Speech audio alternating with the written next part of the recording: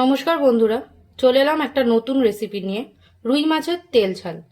চলুন শুরু করি। আমি এখানে 50 থেকে 60 গ্রাম ওয়েটের রুই মাছের পিস নিয়ে নিয়েছি। এবার এটাকে আমি হলুদ আর নুন দিয়ে মাখিয়ে নেব। এখানে আমি হলুদটা দিয়ে নিয়েছি। এবার একটুখানি নুন দিয়ে মাছগুলোকে ভালো করে মাখিয়ে নেব। আমি সঙ্গে সামান্য একটু লঙ্কা গুঁড়োও দিয়ে নিয়েছি। এটাকে এবার আমি 5 মিনিটের মতো ঢাকা দিয়ে রেখে দেবো। আমি এটার মধ্যে সামান্য একটু লঙ্কা গুঁড়োও দিয়ে নিয়েছি। এবার এটাকে আমি 5 মিনিটের মতন ঢাকা দিয়ে রেখে দেবো। আমি এখানে ফ্রাইং প্যান বসিয়ে নিয়েছি। ফ্রাইং প্যানটা গরম হয়ে গেছে। এবার এর মধ্যে আমি সর্ষের তেল দিয়ে দেবো। সর্ষের তেলটা দিয়ে ভালো করে গরম করে নেবো। তারপর এর মধ্যে আমি মাছগুলো দিয়ে ভেজে নেবো।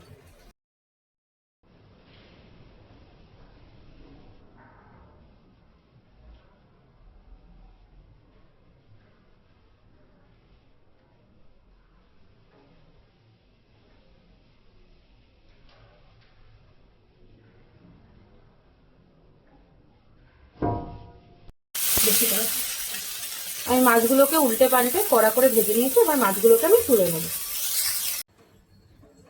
মাছগুলো আমার ভেজে তুলে নেওয়া হয়ে গেছে। এবার ওই কড়াইয়ের মধ্যেই আমি আরেকটু তেল দিয়ে দেবো। তেলটা আমার গরম হয়ে গেছে। এবার এর মধ্যে আমি গোটা জিরে দিয়ে দেবো, তেজপাতা দিয়ে দেবো একটা, আর দুটো শুকনো লঙ্কা দিয়ে দেবো। এবার এর মধ্যে আমি দিয়ে দেবো দুটো পেঁয়াজ বাটা, দুটো বড় সাইজের পেঁয়াজ বাটা। আপনারা আপনাদের পরিমাণ মতো বুঝে পেঁয়াজটা বেটে নেবেন। আর দেবো 1 চামচ আদা বাটা আর 1 চামচ রসুন বাটা দিয়ে এবার আমি এটাকে ভালো করে নাড়িয়ে নেব।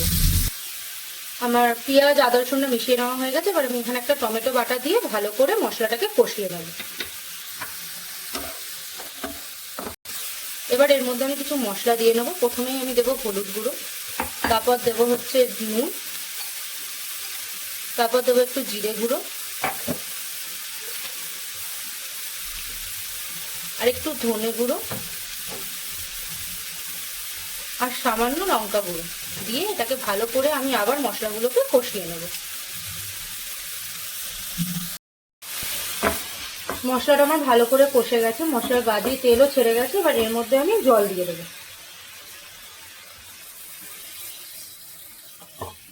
এবার জল দিয়ে আমি মাছগুলোকে এর মধ্যে দিয়ে ভালো করে ফুটিয়ে নেব। ঝোলটা আমার ভালো করে ফুটে গেছে। এবার এখানে আমি এক এক করে মাছগুলো দিয়ে তার সঙ্গে দুটো কাঁচা লঙ্কা দিয়ে এটাকে আরেকটু ভালো করে ফুটিয়ে তারপর আমি এটাকে নামিয়ে নেব। এটা নামানোর আগে আমি একটুখানি গরম মশলা দিয়ে নেবো, যাতে ভালো স্মেল করে, এবং এটাকে নামিয়ে নেব। রুই মাছের তেল ঝাল রেসিপি রেডি হয়ে গেছে। যদি আপনাদের এই রেসিপিটা ভালো লেগে থাকে তাহলে আমার চ্যানেলটায় লাইক, কমেন্ট, শেয়ার আর সাবস্ক্রাইব করে দেবেন।